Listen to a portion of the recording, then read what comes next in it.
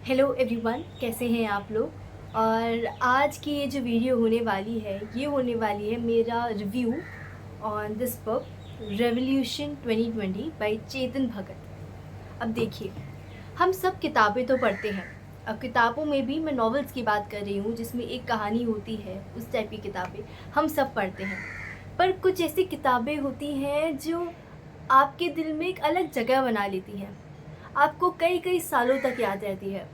वैसी ही एक किताब ये है, रेवोल्यूशन 2020।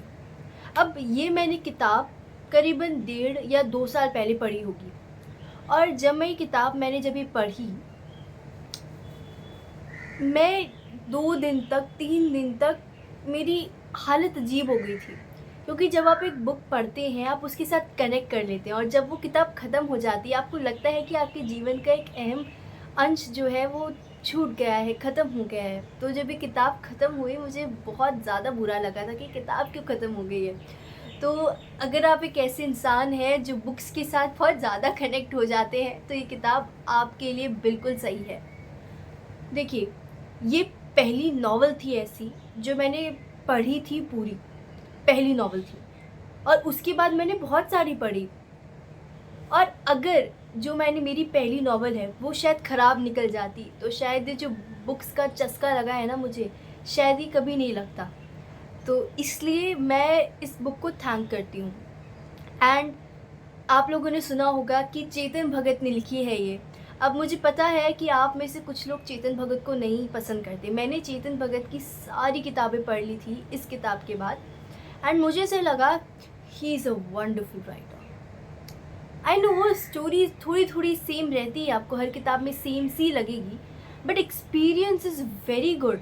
अगर आपको अपनी लैंग्वेज सुधारनी है तो शायद ये ऑथर इतना सही नहीं होगा। चेतन भगत की किताबों की इंग्लिश बहुत ही नॉर्मल रहती है, पर जो एक्सपीरियंस आप लेते हो वो बहुत सुंदर होता है। सुंदर शब्द बहुत सही है एक्सपीरियंस के लिए, जो चेतन भगत की बुक्स प्रोवाइड करती है। अब रिव्यू देने वाली हूँ मैं इस पार्टिकुलर बुक का, और इसके बाद मैंने इतनी सारी बुक्स पढ़ी हैं, एक एक करके वीडियोज़ आती रहेंगी। पर इस किताब की अगर मैं बात करूँ, revolution 2020 as the name suggest, revolution. अगर आप इस किताब के नीचे देखेंगे तो 3 वर्ड्स लिखे हैं। मुझे पहले लगा, क्योंकि मेरी पहली नॉवल थी तो मुझे ज़्यादा आइडिया नहीं था कि क्या ही मतलब होगा, थोड़े बहुत अंश जोड़ देंगे इन तीनों चीज़ों के और बस लिख दिया नीचे। बट नहीं, तीनों वर्ड्स को जो एक्सप्लेन किया है, रियल मीनिंग, वहाँ तक के पहुँचने के सफ़र को, लव, करप्शन दैट इज़ भ्रष्टाचार, एंड एम्बिशन, ये तीनों शब्द इतने स्ट्रॉन्ग वर्ड्स हैं, बहुत स्ट्रॉन्ग वर्ड्स हैं। और अगर आप लिखते हैं, अगर आप एक राइटर हैं, पोएम्स लिखते हैं, स्टोरीज़ लिखते हैं, जो भी लिखते हैं, तो आपको पता होगा कि ये वर्ड्स जितने इजी साउंड कर रहे हैं इनके बारे में लिखना उतना ही ज़्यादा कठिन है। अब इस किताब में 3 कैरेक्टर्स हैं, मेन कैरेक्टर्स हैं, गोपाल, आरती और राघव। और ये कहानी वाराणसी, काशी, बनारस में जो है स्थित है। वहाँ वहाँ पर ये तीनों कैरेक्टर, उनका जन्म हुआ, फिर आगे आगे कैसे कैरेक्टर्स डेवलप होते हैं। अब ये किताब इतनी ज़्यादा सुंदर है, मैं आपको बताती हूँ कि इस बुक को मैंने 2 साल पहले पढ़ा। जैसे मैंने आपको बताया, वाराणसी की कहानी है। अब गोपाल और आरती जो इनके 2 कैरेक्टर्स हैं, ये दोनों अक्सर गंगा घाट में जाया करते थे, गंगा आरती देखा करते थे। तो मुझे लगा कि गंगा आरती तो मतलब मेरा अलग कनेक्शन बन गया गंगा आरती से। एंड जब आप ये बुक पढ़ेंगे तो कितनी सुंदर तरीके से उस गंगा आरती को एक्सप्लेन किया है। तो मैं कुछ दिनों पहले वाराणसी गई थी और वहाँ पर मैंने गंगा आरती देखी, और मैं राघव, गोपाल और आरती के स्पेशली कैरेक्टर को जी रही थी। अगर आप किसी के कैरेक्टर को जीने लगते हैं ना, तो वो कैरेक्टर, वो बुक, वो ऑथर सक्षम है हर चीज़ के लिए। तो कहानी में कुछ देखिए, मैं ट्राई करूँगी पूरा कि आपको जो है पूरी कहानी ना बता दूँ। लास्ट में एक ट्विस्ट आता है जिस ट्विस्ट ने मुझे बदल दिया सर्टेनली। लास्ट में when I was reading that twist, मुझे था कि नहीं होना चाहिए था, नहीं होना चाहिए था। बट आफ्टर फ्यू डेज़, कुछ दिनों के बाद जब थोड़ा मैच्योरिटी हिट हुई, तब मुझे लगा कि उसने होना चाहिए था। अगर ये चीज़ नहीं होती बुक में तो बुक गलत हो जाती पूरी। बुक जो बताना चाह रही है, समझाना चाह रही है, वो नहीं समझा पाती। तो वो मैं आप पे छोड़ रही हूँ, मैं आपको बताना नहीं चाहती हूँ वो क्या है, वो मिस्ट्री आप बुक पढ़िएगा, आपको समझ में आएगी। तो कहानी किस प्रकार है कि गोपाल, आरती और राघव 3 बहुत अच्छे घनिष्ठ मित्र थे। मतलब बचपन से एक साथ, स्टार्टिंग में पढ़ाया गया कि शायद क्लास 5th में एक साथ उन्होंने टिफ़िन खा रहे थे, तो उस हिसाब से मतलब दिखाना चाहते थे कि बचपन के दोस्त थे, तीनों वाराणसी में रहते थे। आरती के पापा थे आईएएस ऑफिसर, और उनके जो दादा थे वो पॉलिटिशियन थे। ठीक है, मैंने 2 साल पहले पढ़ी है, तो जितना मुझे याद आ रहा है मैं उस हिसाब से बताने की कोशिश कर रही हूँ, है ना। और मेरी मेमोरी भी अच्छी नहीं है, और तब भी मुझे बुक की स्टोरी, कैरेक्टर्स याद है। समझ लीजिए आप, ठीक है। बहुत सुंदर किताब है। ओके, तो ये थी आरती। आरती जो है, अगर कुछ शब्दों में उसको डिस्क्राइब किया जाए, बहुत ही पवित्र मन की लड़की है और भोली भाली सी आरती है। और कुछ दिनों पहले मैं और मेरा भाई कुछ इस चीज़ पे चर्चा कर रहे थे कि अगर अपना नाम बदलना होता, जैसे कि मेरा नाम आराध्या है, मैं अपना नाम बदल देती तो मैं क्या रखती, तो उसने कुछ नाम लिया होगा, मैंने आरती बोला। ये नहीं क्योंकि वो भोली भाली थी, बिकॉज वो जो कैरेक्टर था ना, इतनी मोटी बुक में ना, मतलब इतनी इतनी मोटी बुक्स बहुत सारी मैंने पढ़ी है, लेकिन किसी की भी कैरेक्टर के साथ जुड़ी नहीं हूँ मैं, स्पेशली उस कैरेक्टर के साथ जो मेन कैरेक्टर एकदम 100% मेन कैरेक्टर है भी नहीं, तब भी जुड़ गई हूँ। तो इतना सुंदर कैरेक्टर था। तो अगर मैं अपना नाम चेंज करना चाहती तो मैं आरती करती, है ना। और शादी में ज़रूर आना में भी जो लड़की थी, फीमेल कैरेक्टर, उसका नाम भी आरती था, तो वो भी एक रीज़न हो सकता है। खैर, आरती का कैरेक्टर ऐसा था। फिर हमारे कैरेक्टर आता है राघव का। राघव का character as the name suggest, मैंने जितने भी राघव से देखा है वो सब भोले भाले, तो ये वाला राघव भी बहुत भोला भाला था। IITN था ऑफकोर्स, सो इंटेलिजेंट था, भोला, इंटेलिजेंट, मतलब एकदम उस टाइप का लड़का जो, मतलब माँ बाप का होता है ना कि ऐसे ही बच्चा होना चाहिए हमारा, उस टाइप का बच्चा राघव था। अब आते हैं मेन कैरेक्टर पे, जो है गोपाल। और मेन कैरेक्टर आरती नहीं रखी गई, और स्पेशली राघव नहीं रखा गया, मेन कैरेक्टर रखा गया गोपाल।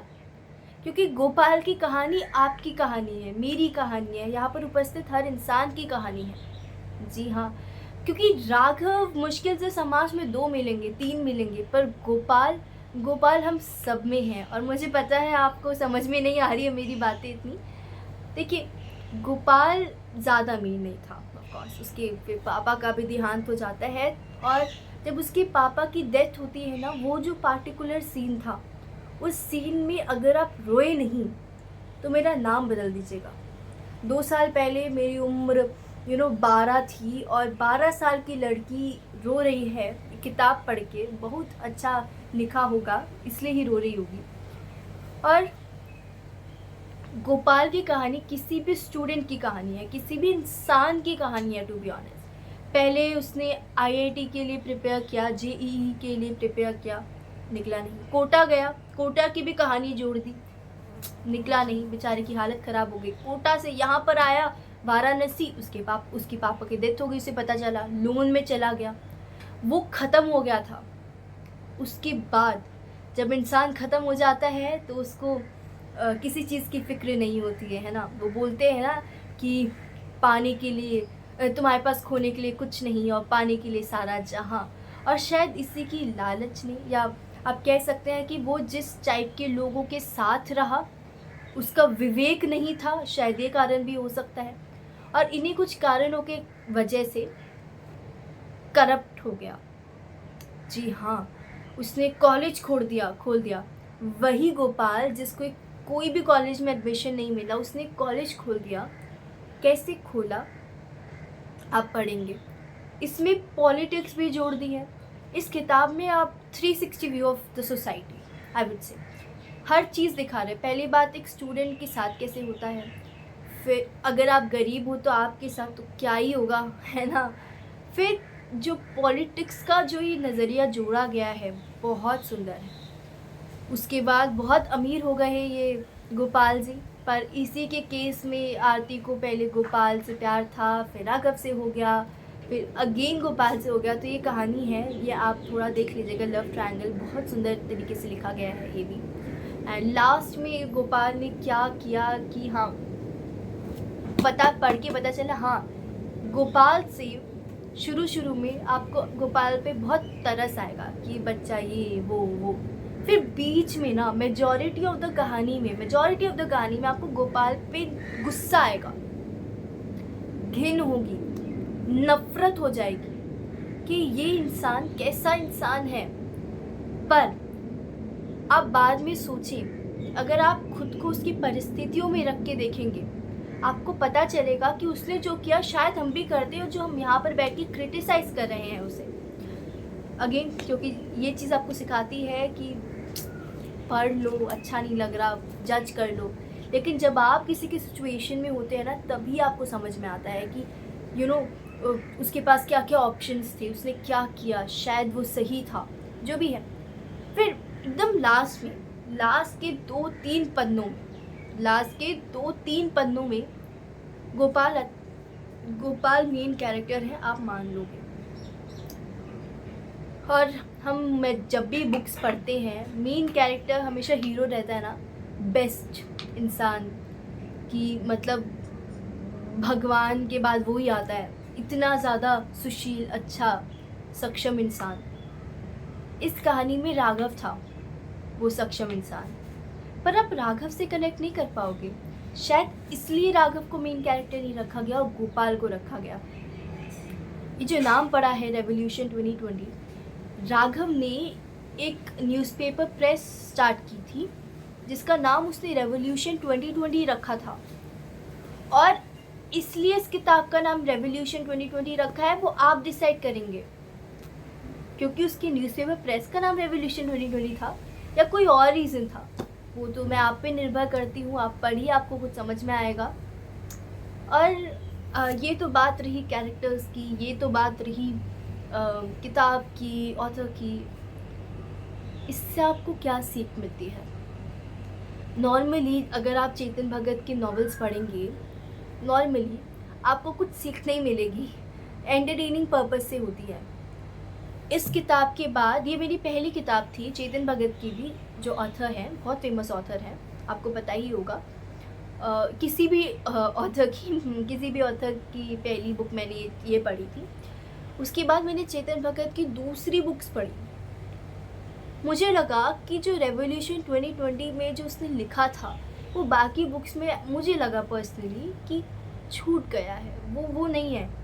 और ये बात मुझे बहुत अचंभित करती है कि उसकी बाकी बुक्स जितनी फेमस हुई ना, 5 पॉइंट्स टू समवन, जिसमें 3 इडियट्स भी बनी है मूवी, ये वाली किताब इतनी फेमस नहीं हुई, बल्कि इस पे ना मूवी बनाई जा सकती है, इसको आप रीराइट कर सकते हो, इतनी प्यारी कहानी है। और इस किताब को मैंने 2-3 बार पढ़ी है। और अगर आप किसी नॉवल को एक से ज़्यादा बार पढ़ रहे हो, आपको पता होगा आपके लिए कितनी स्पेशल हो सकती है वो किताब। और ये जो बुक, मैंने बहुत सारी बुक्स पढ़ ली, लेकिन ये बुक्स मेरे दिल के शायद इसलिए भी क्लोज़ होगी क्योंकि पहली बुक थी जो मैंने पूरी पढ़ी। बाकी रीज़न ये था कि बहुत सुंदर थी। हर एक शब्द इसमें जो लिखा था ना, हर एक शब्द, हर एक चीज़ को जो डिफ़ाइन किया गया था, उसकी सुंदरता को डिफ़ाइन, गंगा आरती हो जाए, बनारस हो जाए, बनारस की गलियों को जो डिफ़ाइन किया गया है, उसके बाद आरती को जैसे डिफ़ाइन किया गया है, राघव को किया गया है, गोपाल की जर्नी जैसे है, गोपाल का कैरेक्टर कैसे बनता है, ठीक है, हर चीज़। उसकी बाद मेन चीज़, मैं एक ऐसी टाइप की लड़की हूँ ना जिसे इंटरेस्ट होता है पॉलिटिक्स में, इंटरेस्ट होता है सोसाइटी में। अब आपको लगेगा कि इस किताब में सोसाइटी के बारे में क्या जानने को मिल रहा है, पर नहीं, करप्शन, पॉलिटिक्स, ग्रीड, इन तीनों के बारे में आपको जितनी जानकारी इस किताब से मिली है, मैं बता रही हूँ, कहीं से नहीं मिलने वाली थी। Corruption, politics, greed. और ये चीज़ हमको शायद ये भी सिखाती है, मैंने भी सीखी, कि जब आप एक गलत काम कर लेते हो ना, दूसरा गलत काम, तीसरा, चौथा, पाँचवा, 10वां होते चले जाते हैं। आपके हाथ में कंट्रोल नहीं होता। शायद आपकी मनोस्थिति ऐसी हो जाती है या फिर आपका हाथ बंध जाता है, जो भी रीज़न हो। लेकिन अगर आपने पहला गलत कदम उठा लिया तो बाकी आप उठा लेते हो। और गोपाल के पेरेंट्स नहीं थे, ऑर्फन हो गया था वो जब उसके पापा की डेथ हो गई। माँ तो पहले से नहीं थी। अगेन, तो पेरेंट्स का कितना बड़ा रोल होता है एक बच्चे की लाइफ में। अगर वो ना हो तो बच्चा बिगड़ जाता है, ख़त्म हो जाता है। बल्कि गोपाल का नाम तो तब बना ना जब उसके पापा की डेथ हो गई, उसने कॉलेज खोला, बट वो ख़त्म हो गया था। उसकी पर्सनालिटी, उसका कैरेक्टर, वो एज ए ह्यूमन ख़त्म हो गया था।